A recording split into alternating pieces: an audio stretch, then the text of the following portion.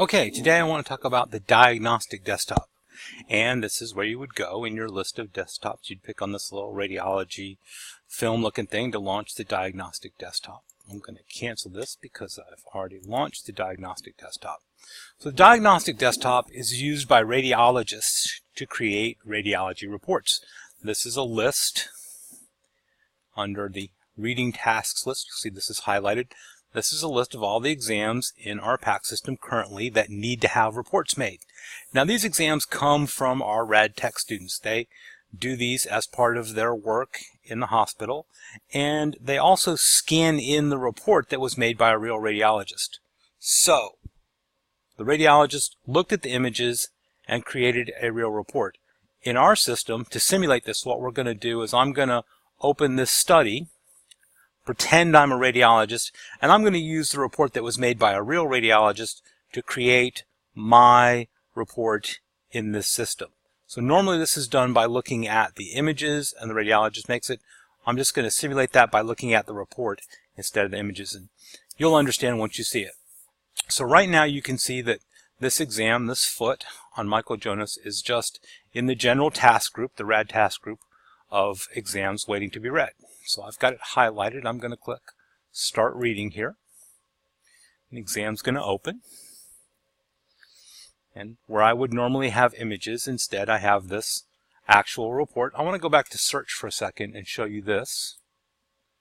If I go back to search and I click on Reading Tasks, you will see that now that I've opened that and started reading it, that study is now assigned to me and it's locked to me. No other radiologist can go in and start reading this, and that keeps the radiologist from reading the same exam twice, right? So some other radiologists would try to read it while I'm reading it, and then whoever made the report faster would win. That doesn't happen because it's now assigned to me. Only I can read it. So I'm going to go to continue reading. So here I have what would be my images but is an actual report. And so I'm going to use this report to create my report. When I'm ready to start this, I'm going to click on this button here, Report, and it says Procedure Details. So what are the procedure details? Well, that would be technique, 3 views of the right foot. So here, I need to type in 3 views of the right foot. Comparison, I need to know what comparisons were used. Comparison is none available. So in my report, I'm going to type none available. People always ask when they're doing this activity if they can copy paste. No, you can't. You can't copy and paste this. And I don't want you to copy and paste it. You need to learn how to type all this in. In reality, the radiologist would use something called a speech mic. He would just pick up the microphone and talk to the system. We only have one speech mic and one voice profile, so we can't really use a speech mic, so when you create these, you'll have to type them. So findings. There is no displaced fracture. The alignment is anatomic. No soft tissue abnormality is seen. I'm going to do this one sentence at a time. There's no displaced fracture. There is no displaced fracture.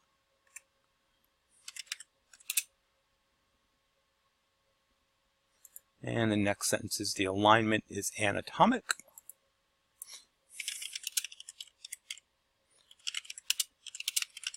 And it's good for you guys to get used to understanding the language of a report. No soft tissue abnormality is seen. No soft tissue abnormality is seen. Now my findings are complete, and I need an impression. No fracture, no opaque foreign body.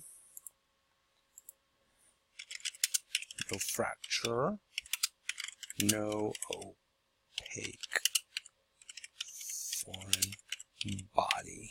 So that is what a radiology report looks like. That is how the radiology report gets created. All radiology reports have these basic same boxes: the procedure details, the comparison, the findings, the impression, clinical indication. This is ACR standard. American College of Radiology standardizes these elements of a report, and all the reports have them. So it's just good that you learn this format and learn this language, because you're going to see it a lot in the world. So now I've completed my report. I just need to sign it off. I click sign off, and if you noticed before, this was 78. Now it's 77. That's one less on my reading list. The radiologists would like to have this to 0. Then they would be all caught up and they can sit around and check on their stocks or plan their next golf outing. But of course, as fast as they're reading them, they're coming in from the modalities to be read, so they truly never catch up. That is what the diagnostic desktop is used for, and that's an activity you will do on lab day, creating a report. Thank you for watching.